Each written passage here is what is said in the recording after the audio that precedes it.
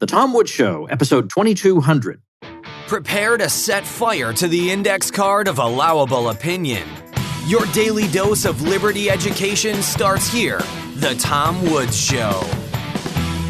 Folks, if you enjoy The Tom Woods Show, it's time to go to the next level. And next level Tom Woods is libertyclassroom.com. This is where my friends and I teach all the stuff you did not get in your conventional education. History, economics, and more, the way it ought to be taught, with all the content they left out or distorted. Check it out at libertyclassroom.com. Hey everybody, Tom Woods here, joined today by comedian Lou Perez, who is the author of the brand new book, That Joke Isn't Funny Anymore, on the death and rebirth of comedy. Lou, welcome to the show. Thanks so much for having me, Tom. There is, of course, I heard Michael Malice already mention this, but there's a Smiths song called That Joke Isn't Funny Anymore. And I'll have you know that, I don't know, maybe a year or so ago at Caesar's Palace, we saw Morrissey, who was there for like a 5-day brief residency, and we happened to be in town. I'm the kind of guy who shows up in Vegas 3 days after the guy left. This never happens to me. He happened to be in town right when we were there. So anyway, I guess we have at least that in common. Yeah. Did he play a lot of Smith songs or the new stuff? He only played a couple of Smith songs. Like he opened with How Soon Is Now, which that song always gets me. Yeah. But he did a lot of his solo material. I didn't know any of it. And it was one of those concerts where even though you don't know any of the material, you're having an absolutely fantastic time the whole time. And he has a fantastic band too. I got to see him live some years back. And, he's somebody I grew up listening to. So it was really cool to see him live. And what's funny is, before my book was released, obviously, the cover was available for people to pre-order. Some guy online saw it and said, "Oh man, Morrissey is rolling in his grave right now." And to which I had to correct the guy and say, number one, Morrissey is still alive. And number two, he's pretty based. Like, yeah, Morrissey, he is. Yeah. I mean, the thing about, I'm sorry what we're talking about Morrissey said of your book, but we'll get to, Sure. In a way, your book led me to this, but Morrissey's kind of all over the map in that he's just his own man. So he's radically animal rights. In fact, he invites animal rights people to be at his shows to hand out literature. But at the same time, he was for Brexit. He, at least from what little I've heard him say, he didn't buy into the COVID lockdown stuff.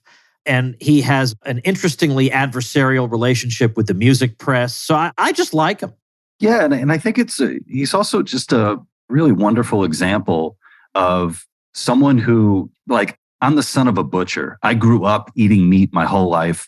And I can appreciate, okay, he's a vegan, fine. He's not necessarily pushing that on me because all I want from him is his great music.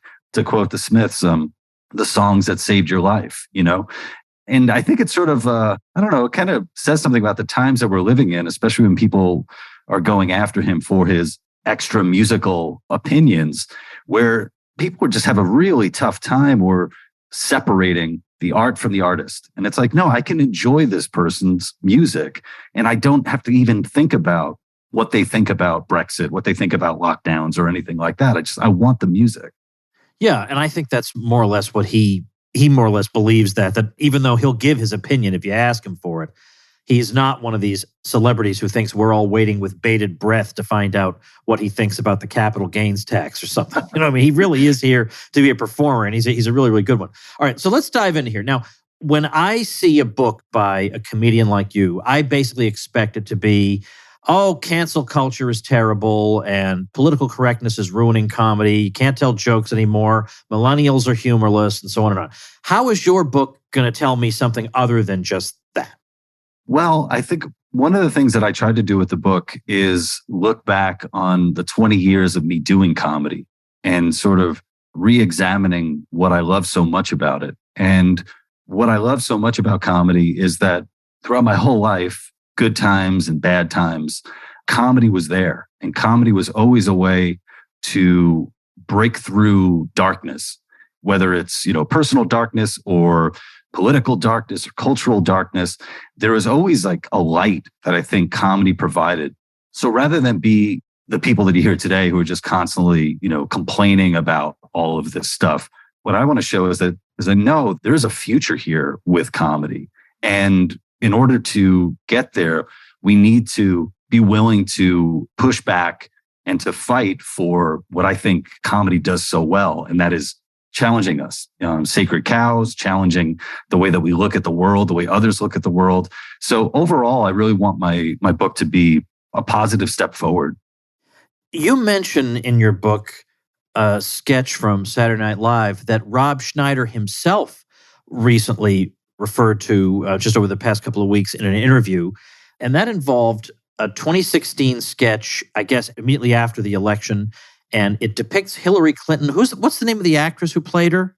Kate McKinnon. And she was singing Hallelujah.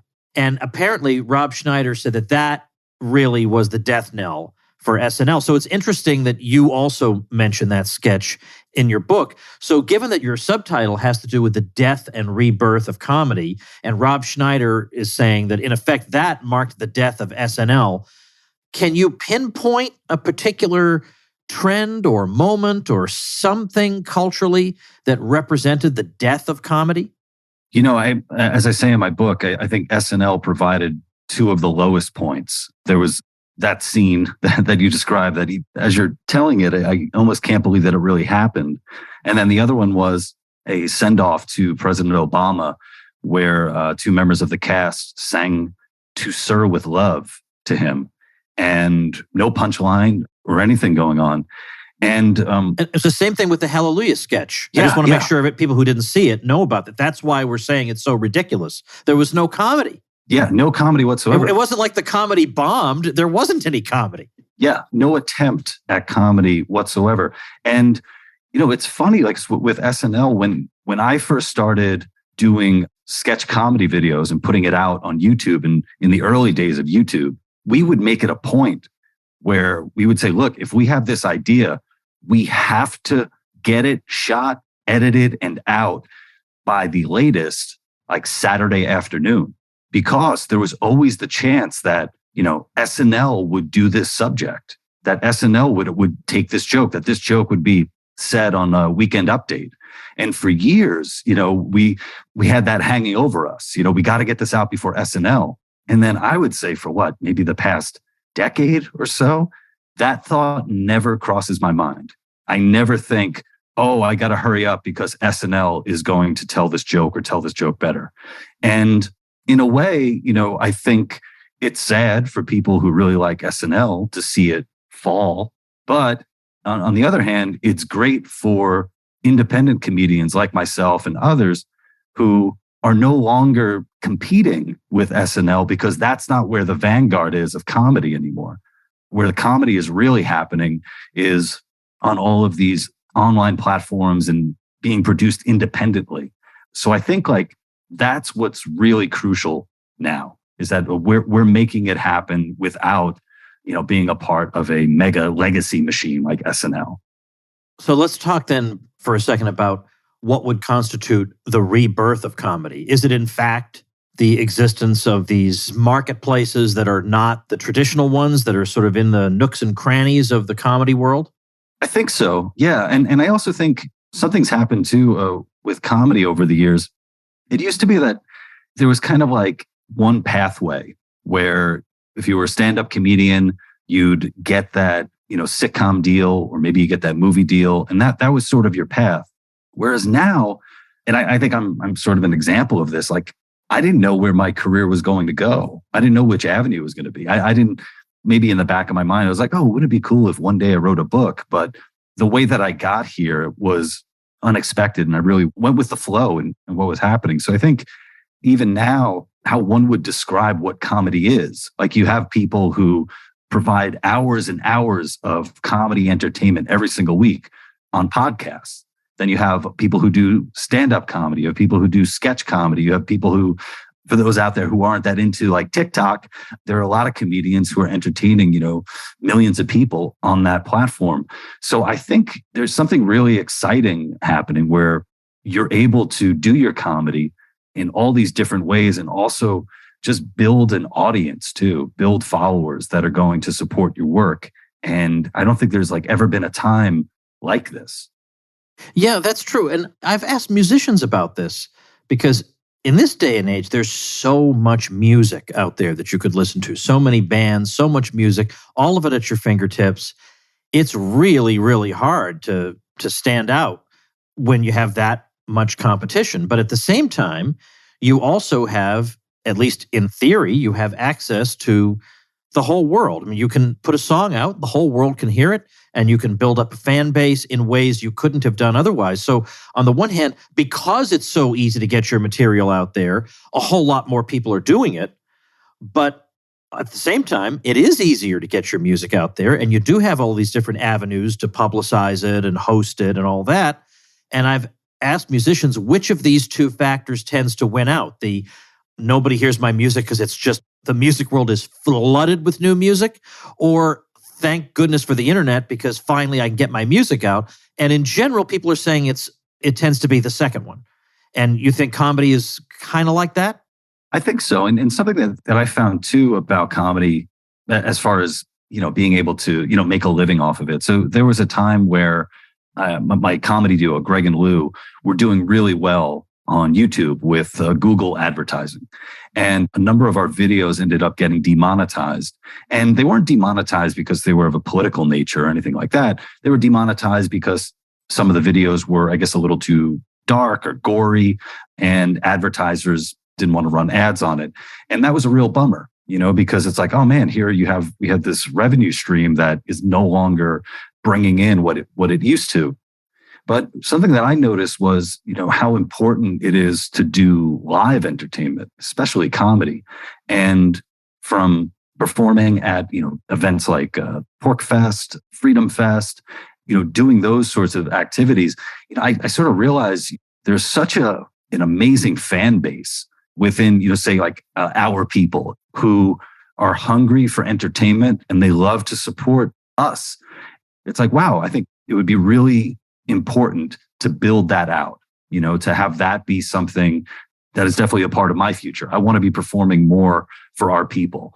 And I think especially after, coming out of, the lockdowns and all that, just sort of reigniting that all important social aspect of performance, of entertainment, of being able to see your audience and connecting with people on that level.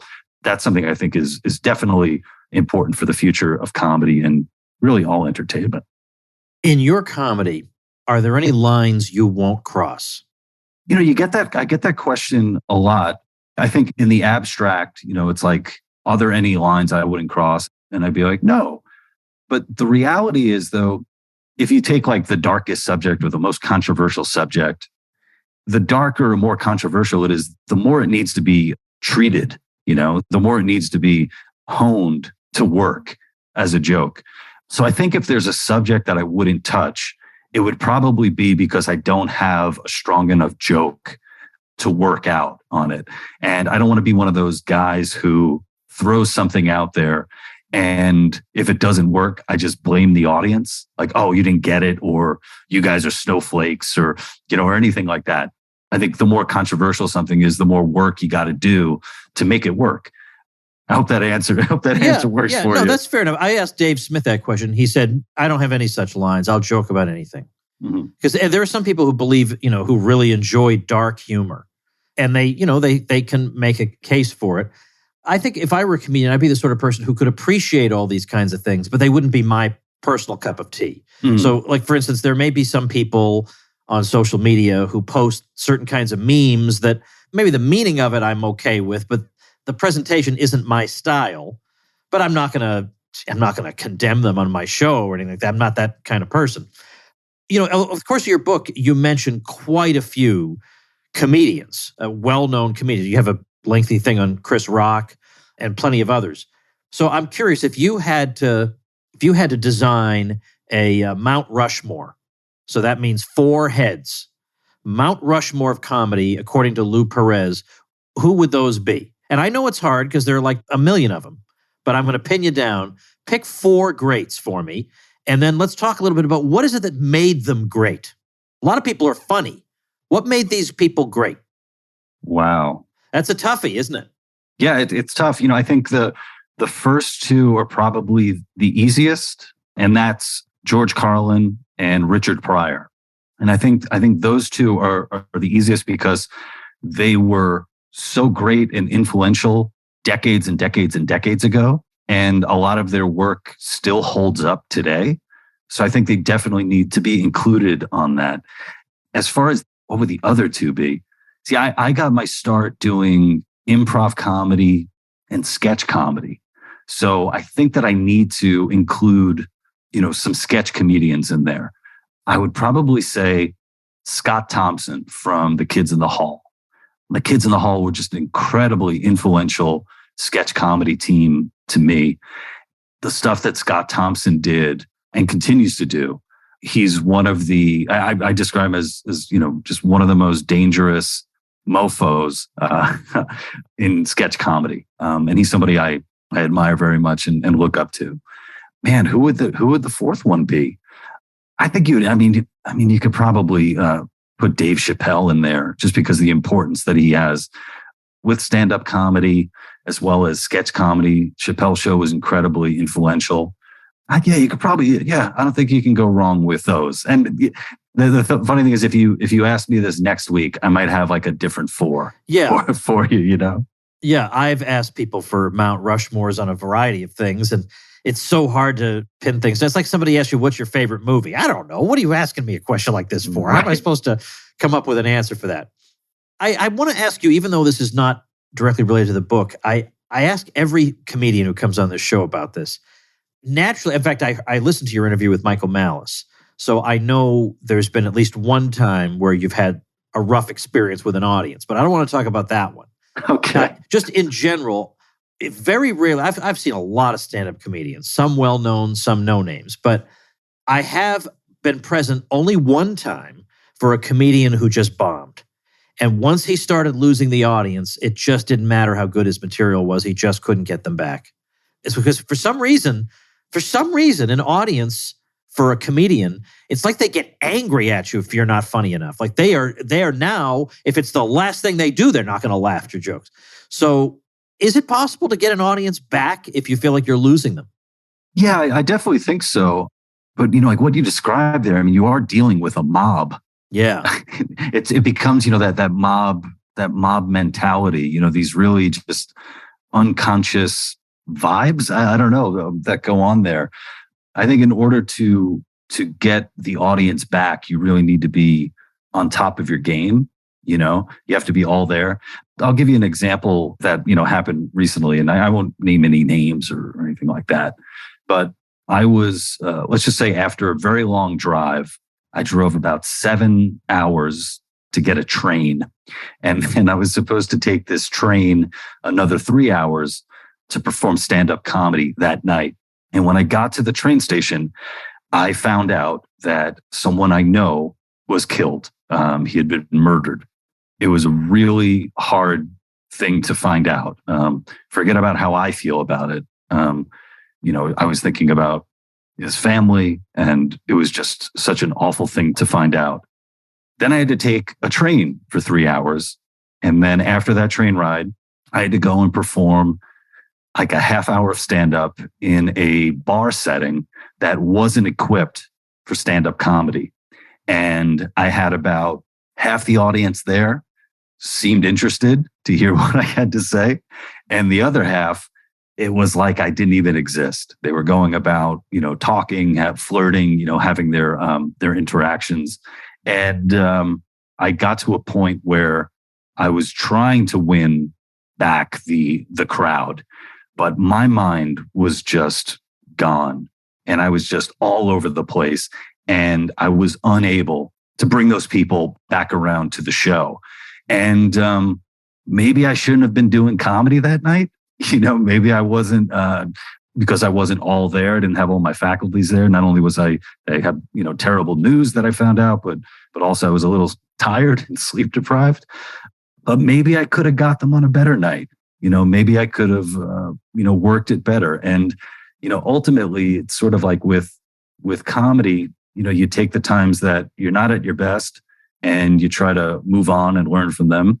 And you also know that, there's another gig down the road, and hopefully, be better prepared for that one.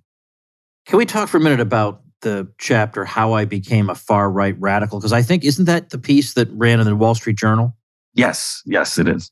Okay. How did you become a, quote, far-right radical? Yeah. So apparently there was an academic paper. It was a preprint, and a bunch of academics had done this study on the growth of right-wing echo chambers on YouTube. And you think about like, wow, you have people from Harvard and MIT, I believe, and all these really big institutions of higher learning studying YouTube. Oh, okay. In the back of the paper, there were lists of hundreds of YouTube channels. They were split up into far left, left, center, right, right of center, I think, and then far right. And a number of channels listed as far right included the Joe Rogan Experience, Sam Harris, I believe Brett Weinstein was on there, and my old comedy channel, We the Internet TV. So, at the very least, I was in some good company. So a number of friends had shared this paper with me, and one friend in particular said, you should do a response to this. And I was like, at first I was kind of, oh yeah, whatever. But then I started thinking about it, and I said, wait a minute, I had just lost my job not too long before that, and I'm going to be applying to new gigs. And it's not a good mark on your resume to have far right next to you. So I ended up writing the response that ran in the Wall Street Journal, and it was actually from that piece that I ended up getting this book deal. So a lot of good came out of that. And for the book, I reached out to a couple of the authors of the paper to see what's what. And it turns out that they did get a lot of criticism for the paper, and they ended up changing it in a number of ways. And one of the big ways is they got rid of the table of the list of all the channels in the back. And one of the authors who I communicate with over email, he told me, you see, this is a good example of science working. And to that, I said, yeah, but, the printed paper with all of the changes is behind a paywall. Yeah, right. The original paper, a dime a dozen. Exactly. The original one is out there, and nobody is going to spend $10 to read this paper except for me. So there you have it. I mean, stuff like that happens to me. It just gives me more street cred with my people. That's no problem because I don't need a real job. I don't have to worry about my reputation because if anything, with my target audience, that would enhance my reputation. So it's no problem. But I can understand why somebody would say, look, you jerk, why are you characterizing me like this? Why are you doing this to me? By the way, how do you, when you try to write up a routine and you're coming up with all the different bits, there are a lot of minefields, of course, especially if you're doing political comedy. I remember when Bob Odenkirk had a heart attack on the set of Better Call Saul. And all of a sudden, the whole world was united on, I hope Bob Odenkirk is okay. And a few people on Twitter even noted that and said, whatever our differences are, we all want Bob Odenkirk to be okay. But that is pretty much it. There is so little goodwill between huge portions of the American population that really all we have is Bob Odenkirk being well. So you as a comedian, you want to win people over to you. You want them laughing, having a great time. But if you're going to do any kind of political comedy, it seems like you're walking such a tightrope. You're looking for just that little thing like that they'll love and not hate you for, but that's still funny and edgy. How do you do it? I wouldn't even try. I would tell jokes about ordinary observations like Jerry Seinfeld, right, who steers completely clear of politics. Well, first off, if you were to ask me the same question about the Mount Rushmore of comedy a week from now, you could probably add Bob Odenkirk to that. Okay. I think a lot of people don't realize just what a great sketch comedian he was, a writer and performer. His show with Mr. Show with Bob and David is, just another one of those legendary, really important programs. Yeah, I think it's something where it's really important when you're talking about politics or tiptoeing into these minefields is to go in with the confidence that you're going to try this stuff. And if it doesn't work, you could possibly polish it or, find a way to make it better and just keep trying it. And I think it's really important for comedians to come up and to experiment in an environment that is more forgiving. And obviously the times that we're living in, that isn't necessarily the case. There are a lot of times where comedians aren't necessarily willing to try out that material, not so much out of fear that, maybe it won't land, but somebody's going to take real offense to this and try to cancel me, if you will. So I think it's really important to sort of, as a culture, be a lot more forgiving for especially artists trying to experiment and try new stuff. Other than your book, which of course is the main thing we want to talk about, what else should people know about you in terms of how they can follow you and hear more of you? Yeah, so like everybody in the world, you have a podcast. I have a podcast. Right. I worked really hard on the title. It's the Lou Perez podcast. Okay. And so there's that. I make sketch comedy videos. So if you guys want to check me out on YouTube at the Lou Perez. And then also I'm on Locals. Our friend Michael Malice is on Locals as well. Oh, yeah. thelouperez.locals.com.